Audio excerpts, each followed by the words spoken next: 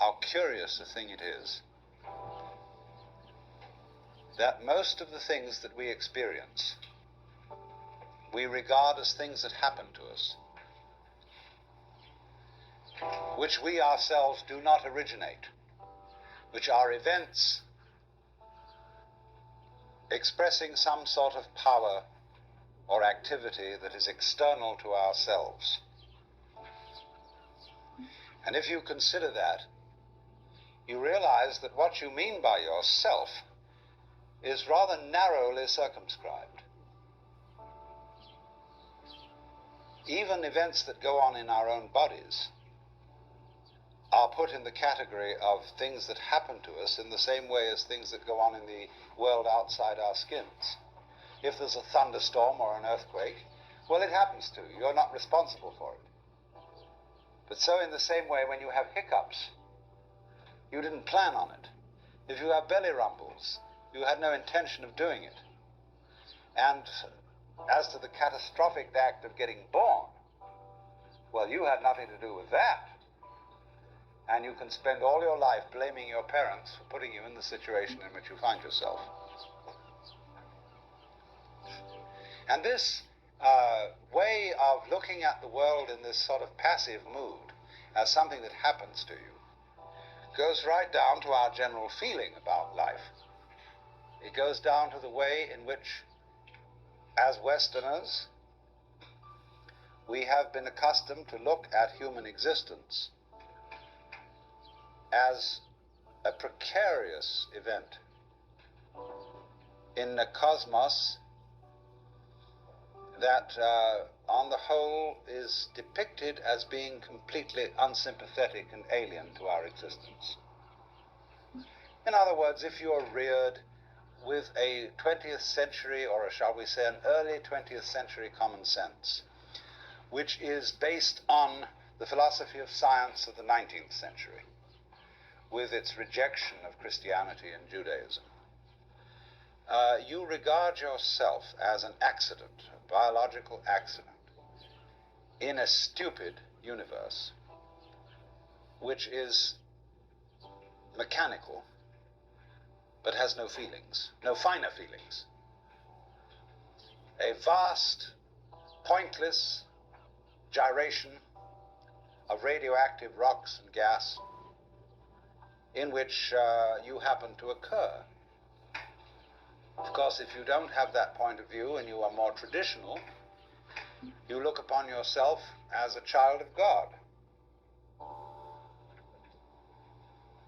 and therefore under authority.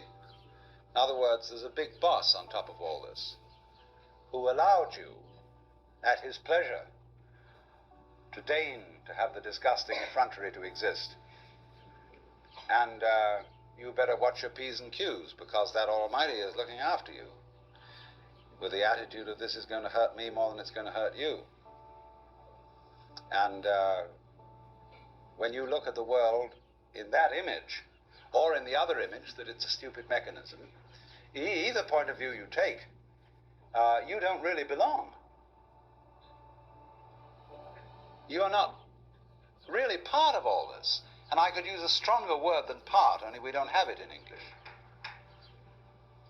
We have to say something like connected with it, essential to it, or to put it in the strongest possible way, it is quite alien to Western thought to conceive that the external world, which is defined as something that happens to you, and your body itself as something that you got caught up with, it is quite alien to our thought to consider all that as you yourself.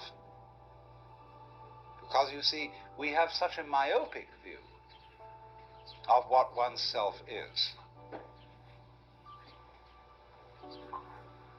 It's as if, in other words,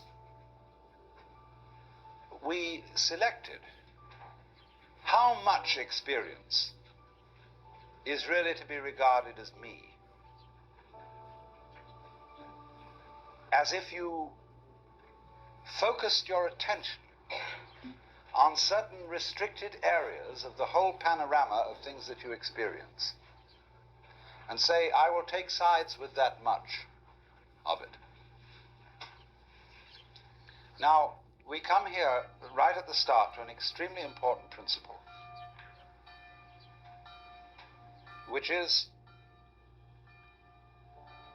the different points of view you get when you change your level of magnification. That is to say, you can look at something with a microscope and see it a certain way.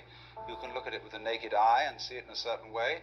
You look at it with a telescope and you see it in another way. Now, which level of magnification is the correct one? Well, obviously, they're all correct, but they're just different points of view. You can, for example, look at a newspaper photograph under a magnifying glass, and where with the naked eye you will see a human face, with the magnifying glass you will just see a profusion of dots, rather meaninglessly scattered. But as you stand away from that connection of dots, which all seem to be separate and apart from each other, they suddenly arrange themselves into a pattern. And you see that these individual dots add up to some kind of sense.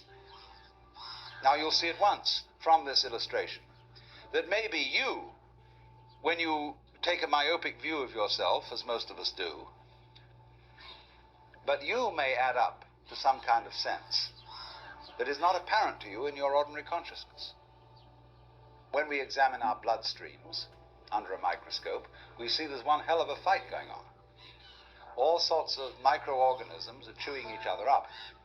And if we got overly fascinated with our view of our own bloodstreams in the microscope, we should start taking sides, which would be fatal, because the health of our organism depends on the continuance of this battle. What is, in other words, conflict at one level of magnification is harmony at a higher level. And could it possibly be, therefore, that we, with all our problems, conflicts, neuroses, sicknesses, political outrages, wars, tortures, and everything that goes on in human life, are a state of conflict which can be seen in a larger perspective as a situation of harmony? Well, it is claimed, you see, that some human beings have broken through to that vision, that they've slipped somehow or other into states of consciousness where they see the apparent disintegration and disorganization of everyday life as the functioning of a totality which at its level is completely harmonious. And you could say, aha, at last I see, I got the point. I've seen how all this makes sense. But what this insight depended upon was your overcoming the illusion that space separates things. That is to say, the space, the interval between your body and mine. The interval created by birth at one end and death at the other. And then after somebody's death, then somebody else's birth. These are events with intervals between them. And normally we regard these intervals in time and these intervals in space as having no importance, no function. We tend to see the universe itself as really consisting in all the stars and galaxies. That's what it is. That's what we notice. But the space in which all this happens is sort of written off as something that isn't really there. But what one has to realize is that the space is an essential function of the things in the space. After all, you can't have separate stars unless there is a space around them. Eliminate the space and you will see you couldn't have this phenomenon at all. And vice versa. You couldn't have the space. They wouldn't be there in any sense whatsoever if there weren't the bodies in it. So the bodies in the space and the space are two aspects of a single continuum. They're related together in exactly the same way as a back and a front. And you just don't get one without the other. So the moment you see that intervals, that space is connective, you can understand at once how you are not just to be exclusively defined as a flash of consciousness that occurs between two eternal darknesses, which is the popular common sense view which Western man has of his own life. That you consider that in the darkness that comes before your birth, there was no you, and in the eternal darkness that follows your death, there is likewise no you.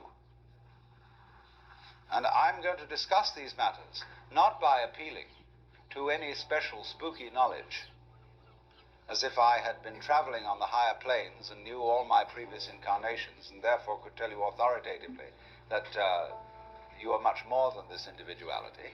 I'm going to do it on a basis of complete common sense, that everybody has access to the facts, and that just what you have to realize is that life is a pattern of immense complexity. And what you call yourself as a living organism, say, I am my whole body at the very least. Now, what is that body? That body is recognizable, and I recognize my friends when I meet them again, with luck, and you recognize me. Although the last time any of you saw me, I was absolutely something entirely different from what I am now. Just as the flame of a candle is never a constant. The flame of a candle is a stream of hot gas. Only you say the flame of the candle as if it were a constant. Well, it is a recognizably constant pattern. The spear-shaped outline of the flame and its coloration is a constant pattern. But in exactly the same way, we are all constant patterns. And that's all we are. The only thing constant about us at all is the doing rather than the being. It's the way we behave, the way we dance. Only there's no we that dances. There's just the dancing. Just as the flame is the streaming of hot gas, just as a whirlpool in a river is a whirling of streaming water. There is no thing that whirlpools. There is the whirlpool, and in the same way, each one of us is a very, very delightfully complex undulation of the energy of the whole universe. Only by our process of miseducation, we've been deprived of the knowledge of that fact, not as if though there was someone to blame for this, because it's always with our own tacit consent. Because life is basically a game of hide and seek. Because life is pulsation, on and off. Here it is, and now it isn't. And by being this pulsation, we know it's there. See, you don't know what you mean by on unless you know what you mean by off. That's why when we want to awaken someone, we knock at the door. It's not enough to slam the door once with your fist and make a big noise. But you keep up a pulsation, because that by its on and offness attracts attention. All life, you see, is this flickering in and out. Only there are enormous rhythms in it. There are very fast flickering ins and outs, like the reaction of light upon our eyes, such that if I take a lighted cigarette in the dark and I spin it, you will see a circle of fire. Because the reflection of that cigarette tip on your retina lasts, it endures. Just in the same way as on a radar screen. An image stays a little while until it's revivified by another round. So in that way, you see, you notice continuity. And in the same way then, you notice the continuity of a light, because although, like say, with an arc lamp is actually a flickering light.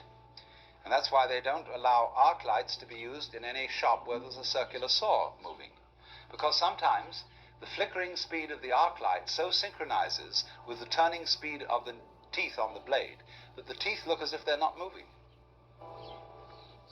And so anybody who might put his hand on the blade would have it chopped off, thinking it was a still one. So in this way, very fast impulses are looked upon us as constant. And we see where there are fast impulses a solid thing. When you look at the blade of a propeller or an electric fan, the separated 4 or 3 blades become a solid disc, and you cannot throw an egg through it. Well, so in exactly the same way, you can't put your finger through a rock, because the rock is moving too fast for your finger to go through. That's the meaning of the whole phenomenon of hardness. Hardness in nature is immense energy, but acting in a very concentrated space, restricted space, but going to beat hell. That's why you can't get through it. Now, from those very tiny fast rhythms, which give us the impression of continuity, there are also in this universe immensely slow rhythms. And these are very difficult for us to keep track of. And they impress us and depress us as our own life and death, as our coming and going, which goes for what is to us such a slow pace that we can't possibly believe that it is really a rhythm. We think of it as our birth, as something quite unique that could never occur again, because we're so close to it, you see, and it's moving so slowly.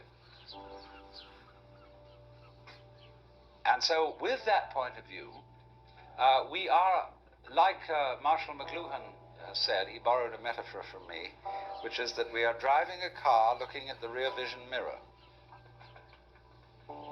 That means that the environment in which you believe yourself to exist is always a past one. It isn't the one you're actually in. The process of growth, the basic process of biology, is one in which lower orders are always being superseded by higher orders. But the lower order can never figure out, or only very rarely figure out, what the higher order is that's taking over, and may see it as a terrible threat, as total disaster, as the very end, but therefore can never be aware that the principle of growth always has and always will continue, because that's what's going on. But you never know what the next step is going to be, because if you did know, you wouldn't take it, because it would already be past.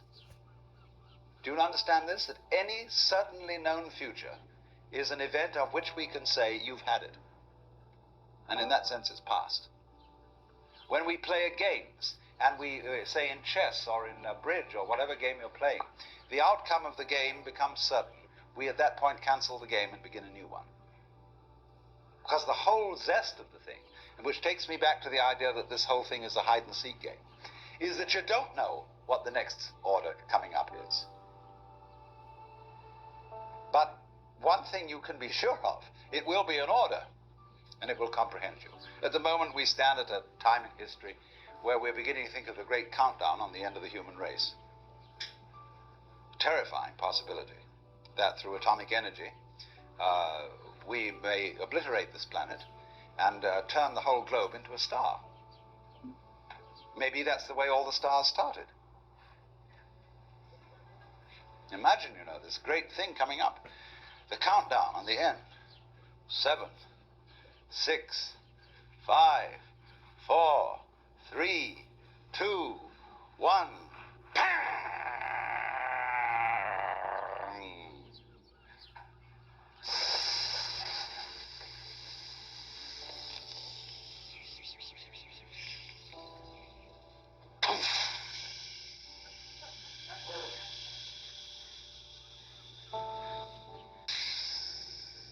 Where have you heard that before?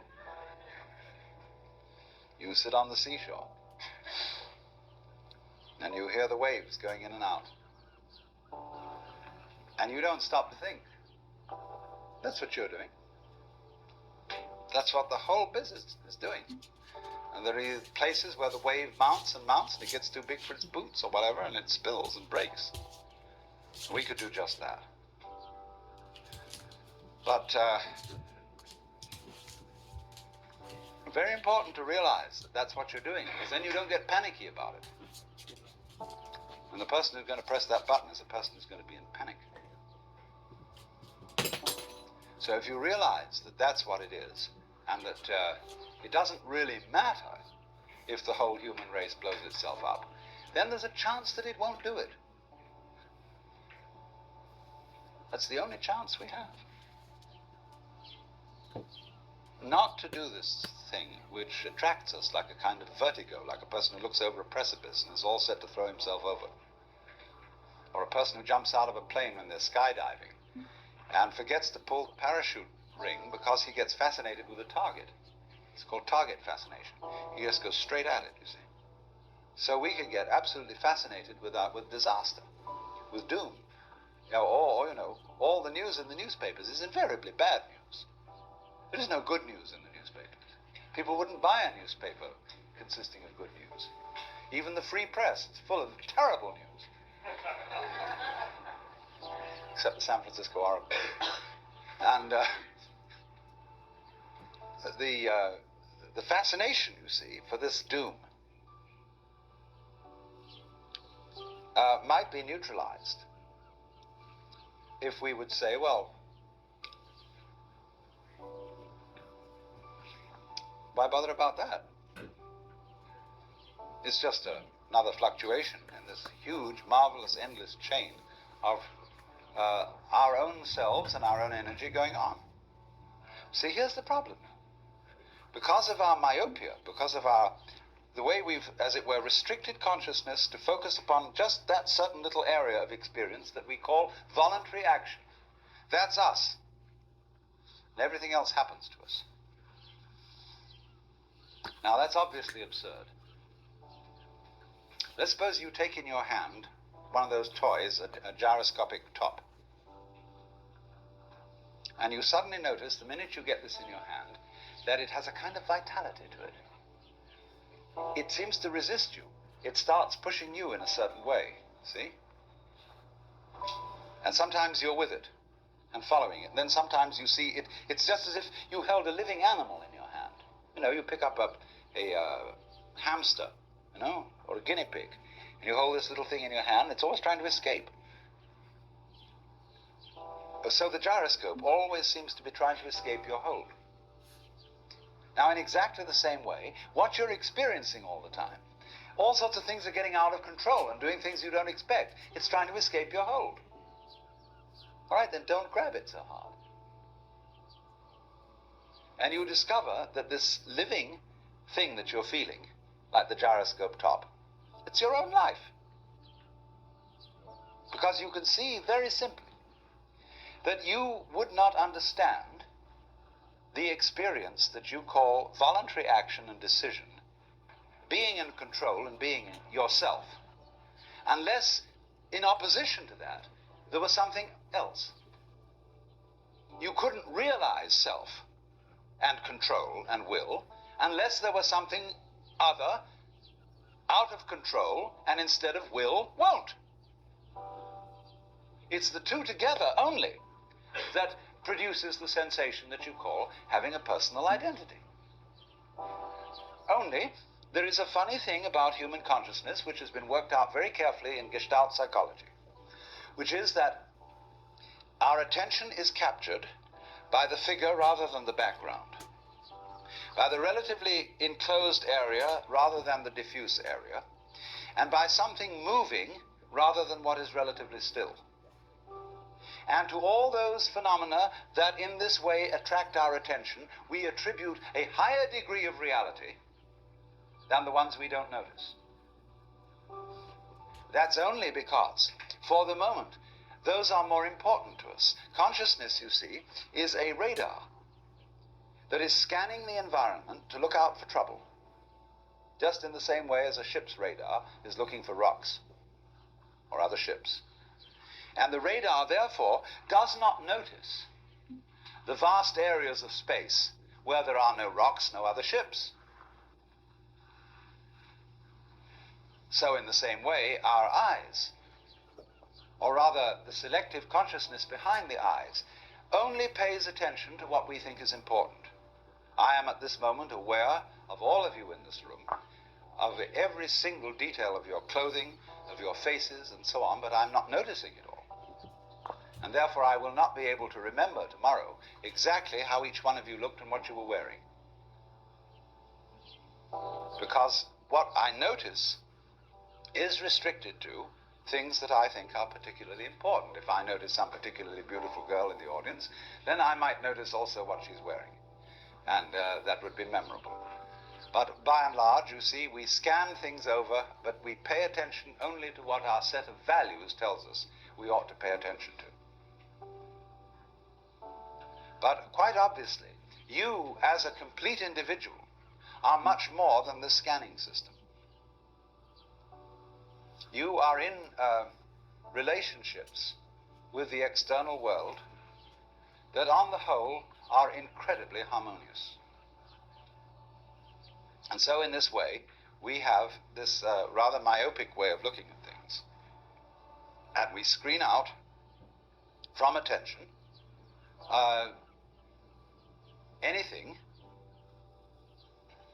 that is not immediately important to a scanning system based on sensing danger. But quite obviously, you as a complete individual are much more than the scanning system.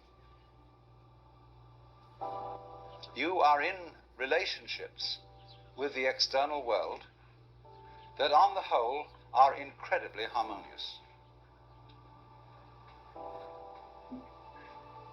Going back to this illustration of every living body as something like the flame of a candle,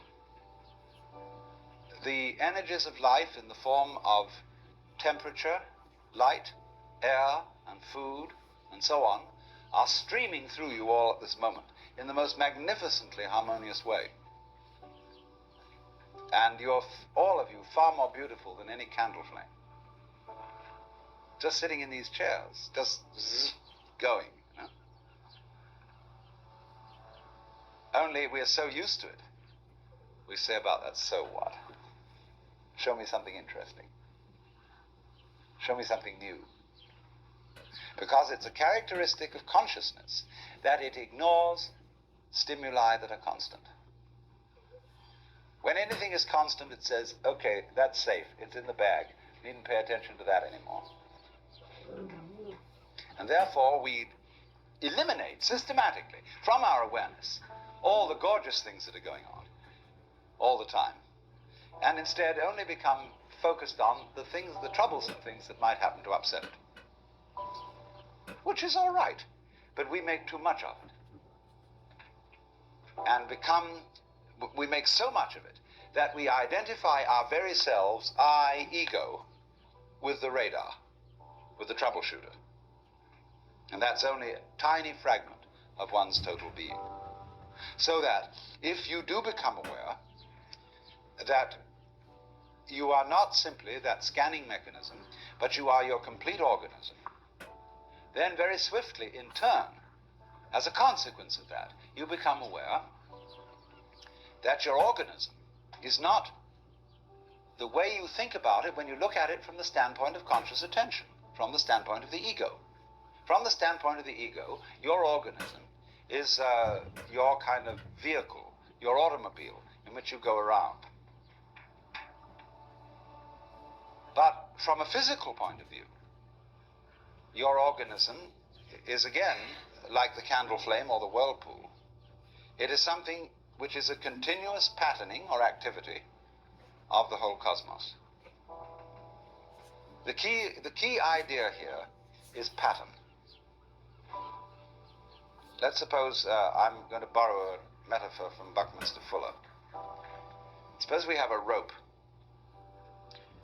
and one section of this rope is made of manila hemp. The next section is cotton. The next section is silk. The next section is nylon, and so on. Now we tie a knot in this rope. Just an ordinary one-over knot. And you find by putting your finger in the knot, you can move it all the way down the rope. Now, as this knot travels, it's first of all made of manila hemp, it's then made of cotton, it's then made of silk, it's then made of nylon, and so on. But the knot keeps going on. And that's the integrity of pattern, the continuing pattern, which is what you are. Because you might, for several years you might be a vegetarian, and you might be a meat eater, and so on, and your constitution changes all the time, but your friends still recognize you, because you're still putting on the same show. It's the same pattern. That is, the recognizable individual. But we are trained in our language. The very structure of the language we talk deceives us into misunderstanding this. Because when we see a pattern, we ask, what's it made of? Like you see a table. Is it made of wood or is it made of aluminum? But then when you inquire into what is wood, and how does wood differ from aluminum, the only thing a scientist can tell you is the different patterns, that is to say, the different molecular structure of the two things. And a molecular structure is not a description of what something is made of. It is a description of what dance it is performing, what motions, what kind of a symphony this is. Because basically, all phenomena of life are musical. And gold differs from lead in exactly the same way that a waltz differs from a mazurka. It's a different dance. And there isn't anything that's dancing. That is a deception we get into because we have two parts of speech in our grammar. We have nouns and verbs. And verbs are supposed to describe the activities of nouns. And this is simply a convention of speech. You could have a language with only verbs in it. You don't need any nouns, or you could also have a language with the nouns only and no verbs. And it would perfectly adequately describe what's going on in the world. So if you were used to speaking with a language that had one part of speech, you could say just as much as we can with two, and be a lot clearer. Only at first it would sound awkward, but you'd soon get used to it. And then when you got used to it, it would be a matter of common sense that the patterning of the world is not some kind of stuff that's patterning. You don't have to seek for a substance underlying the whole thing. It's just patterning. And we're all that. And wherever you see patterning, you will see the principle that big fleas have little fleas upon their backs to bite them. Little fleas have lesser fleas, and so ad infinitum. And then you reverse the process, see? Little fleas, infinitely little fleas, are always on the back of bigger fleas. And those bigger fleas are on the back of still bigger ones. And those bigger fleas on the back of still more whopping fleas, you see? It goes the other way too. And so in this way, there is, to a person who really wakes up, you very soon realize that your existence is not something that is just the hopeless little creature that's suddenly confronted with a great big external world that goes gah at him, and eats him up. Every tiniest little thing that comes into being, every minute little fruit fly or gnat or bacterium, I will go so far as to say is an event upon which this whole cosmos depends. As this thing goes both ways. It's not only that every little organism which exists depends on its total environment. The reverse is also true, that the total environment depends on each and every one of those little organisms. So that you could say this universe consists of an arrangement of pattern in which every event is essential to the whole thing.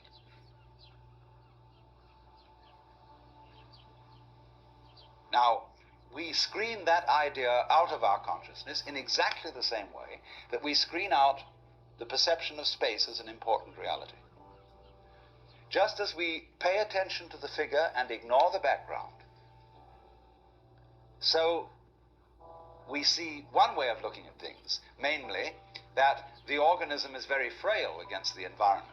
It lasts a long time, the environment, but the organism only lasts a short time. What do you mean the environment lasts a long time? What does the environment consist of? Just a lot of little things. And yet there is the environment just as the same way as there is the face in the newspaper photograph behind all those little dots. When you get far enough away from it, you see the face. When you get far enough away from all the organisms and the little bits of things, you see the environment in another scale of magnification. But actually, the whole thing is arranged in a polar system where the enormous depends on the tiny and the tiny depends on the enormous. And you get a relationship between these extremes, which can be called a transaction. That is to say, a transaction when there's buying and selling.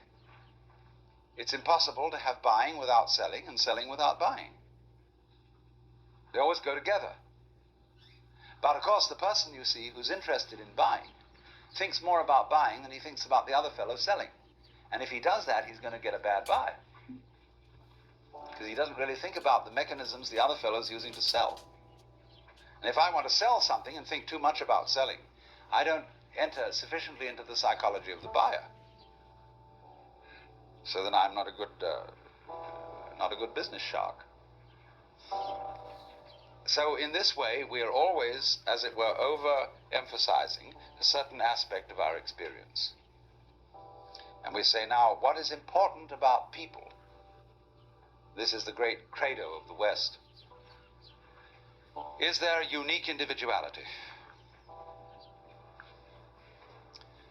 And we have been given an immense psychic investment in our own individuality by our upbringing. What are you going to amount to? What are you going to contribute to human life? What's your particular destiny going to be?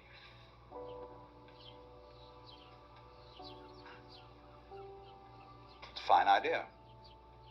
But the thing we don't understand is that it won't work, this great idea, without being balanced with its opposite. Just as you can't have the back without the front. So you cannot have the values of a unique personality unless at the same time everybody recognizes that there is another level at which we are not unique at all, but that I am you and you are I.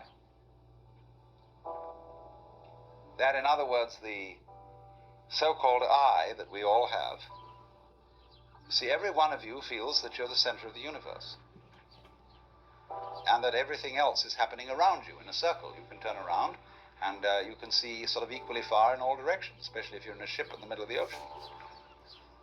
So you're in the middle. And it's true from the standpoint of astronomy. We live in a curved space-time continuum, that is to say, in a universe at which every point may be regarded as the center. Consider a sphere. Here's a ball.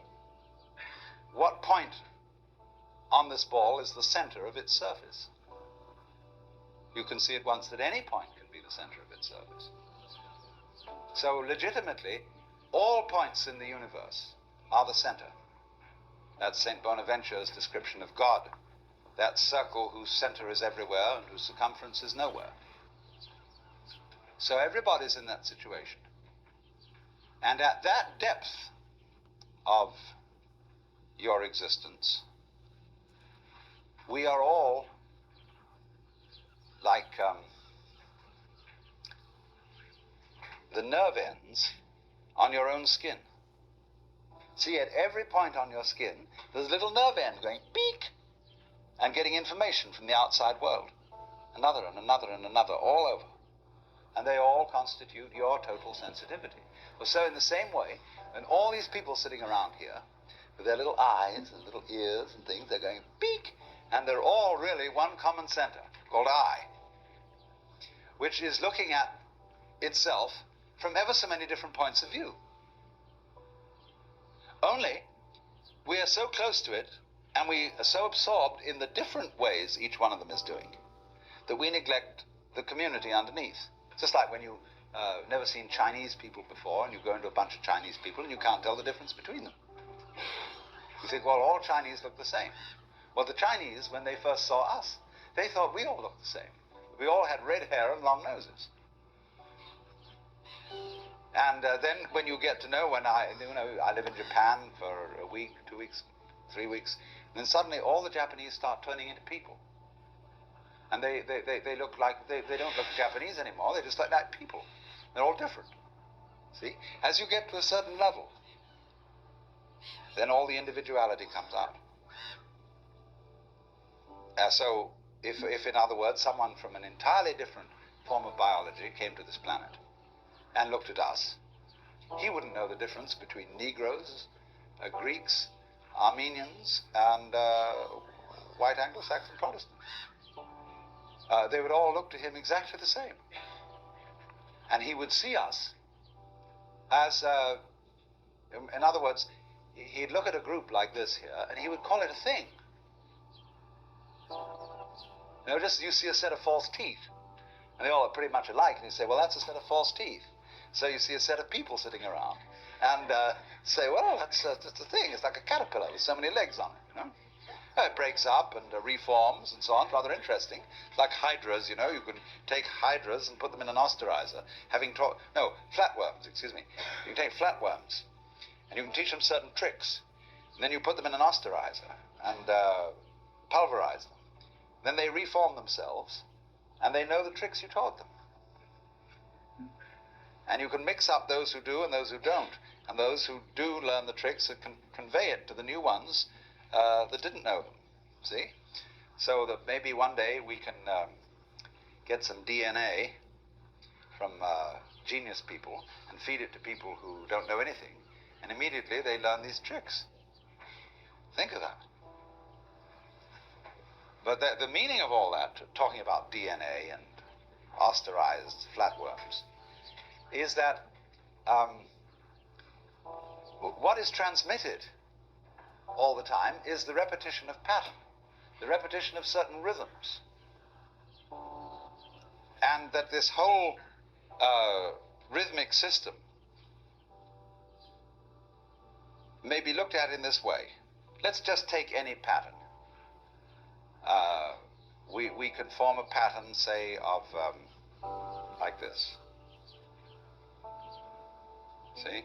I make a kind of a loop-ended cross in the air. Now,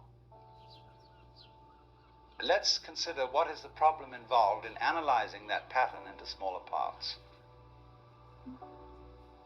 Shall I say each one of these loops is a part? And there are 4 parts, therefore, to the pattern. Well, where does a loop begin and end? Just excuse me, let's look at it another way.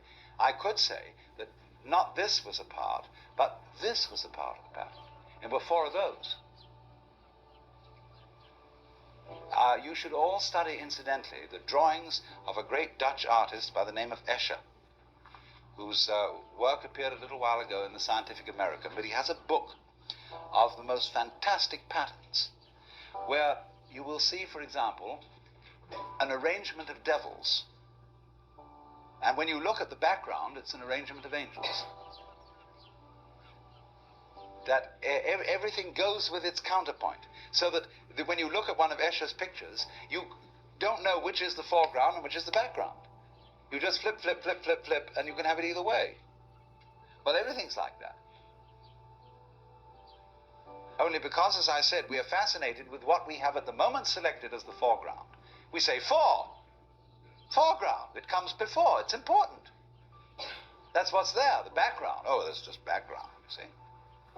Supposing you suddenly do a flip on that, you realize the foreground, yeah, it's kind of close, but as we say of people, you could only see the trees, you can't see the forest. It's like businessmen who say they're very practical, but they're very short-sighted and don't know what's good for them. Put themselves out of their business regularly, so they have to start wars in order to carry on business. And, that's stupid. So you always, wherever you are looking at the general panorama of sensory experience, try switching.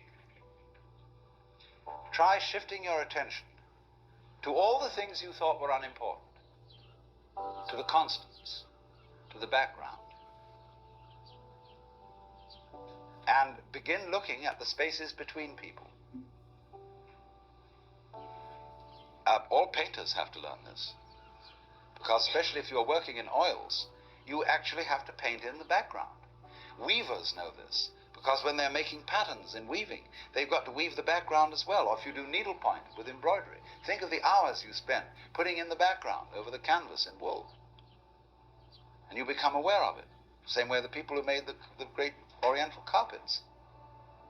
They're much more aware of the background as constituting an essential part of the total experience. So, as you become aware of this, you see the same thing that you notice in music, namely that it is only as a result of hearing the interval between tones that you hear any melody. If you don't hear the interval, you're tone deaf, and all notes are the same noise. All you hear is rhythm. You don't hear any melody. You've got to hear the interval. So then watch the intervals between people. The things that aren't said, the things that are tacit, the things that are implicit rather than explicit in all life. And then you begin to get connected. You know, it's very important to have a connection in life. And to be in the know. And this is the way it fundamentally comes out. Of seeing the thing you forgot. You know, you can always bug people in a beautiful way, in a very helpful way, by just saying to them, what did you forget? So, well, I don't know. What was I supposed to remember? Oh, I'm really not trying to put you on. I mean, it's not difficult. This is something completely obvious that you forgot. You'd easily remember it because it's so obvious. Well, that's the hardest thing in the world to think of. What's the most obvious thing I forgot? Hell, what's that? Well, who do you think you are? Well, how do you answer that question? Who are you? Well, you give a name. You say, I'm Joe Dokes, I'm Alan Watts. That's not true. That's what people told you you were. They put that name on you, and they taught you to identify with it and to behave as it was expected to behave. But that's not who you are. You know very well. Go back in your memory. Go back into your infancy before they started telling you all this stuff. Who are you? And if you get with that, you'll know very well who you are. The jolly old Ancient of Days. Only there's a conspiracy that you mustn't let on about that. Because everybody is. And if one person realizes it, the other's a little bit offended. And they say, well, how come you're so great?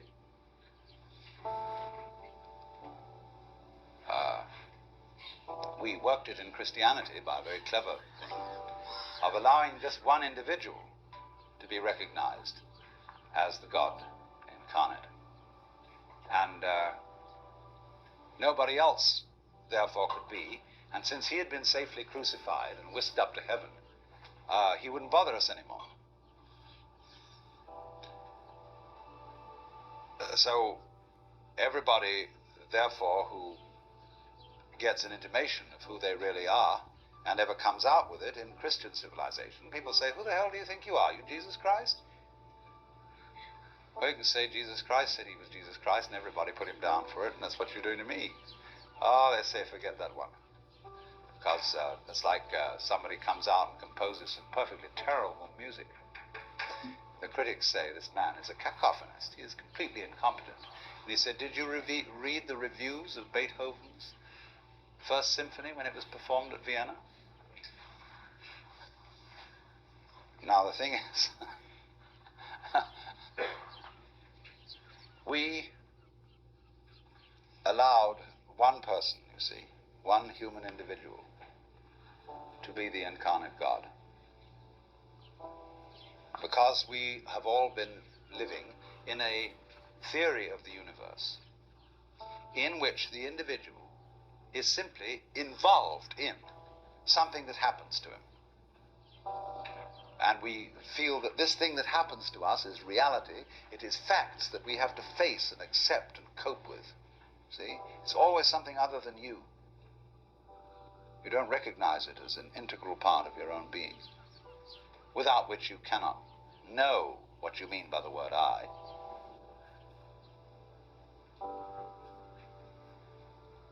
But in the truth of the matter is, though, that if you will face it out, every single one of us knows that that isn't true. There is as it were, a recess of the soul, of the psyche, where everybody knows perfectly well that you are not just this irresponsible little mouse that's been chucked down into this world, but that you are really doing this work. You're running it. Only you can't admit it, just in the same way as you can't admit that you're responsible for the way your own heart beats. You say, oh, that's not my doing. I've no control over my heart. Do you have any control over being conscious? Do you know how you will? And you say, I intend to take my hand down from my face and put it on my leg. I can do that, but I don't know how the hell it's done. So that what we mean by the capacity of voluntary control, in the ordinary sense of the word, is that we don't understand it at all. So you might say, in a funny backwards way, that the only kind of control you really understand is that where you're not using your will. Because you just do it so easy, like you open and close your hand. You know how to do it? Sure, you know how to do it. But you can't put it into words and explain to someone how to do it. You say, well, come on, aren't you human? Don't you know how to open and close your hand? Just do it, silly. But we don't realize, you see, that just as we know how to do this, we know equally well how to turn the sun into light, how to blue the sky, how to blow the wind, how to wave the ocean, how to digest food, and I might add, to be digested by bacteria and transformed. As we transform our steaks, we will in turn be transformed. But the pattern keeps going. And it's always you. Only you see, you have this marvelous capacity to transform yourself without knowing that you're doing it. Therefore, you keep surprising yourself. And therefore, you keep on doing it. Because if you didn't surprise yourself, you wouldn't go on doing it. It's just the very fact, you see, that you seem to be the victims of a thing you don't understand, and that you seem to conclude your life every time in a wipeout called death, where all your control goes, is just exactly that opposite condition to what you call being alive that allows you to be alive. Only every time it happens, it's like it's new. It's like every time you're born, it seems like it was the only time. But of course, if it wasn't like that, you wouldn't do it.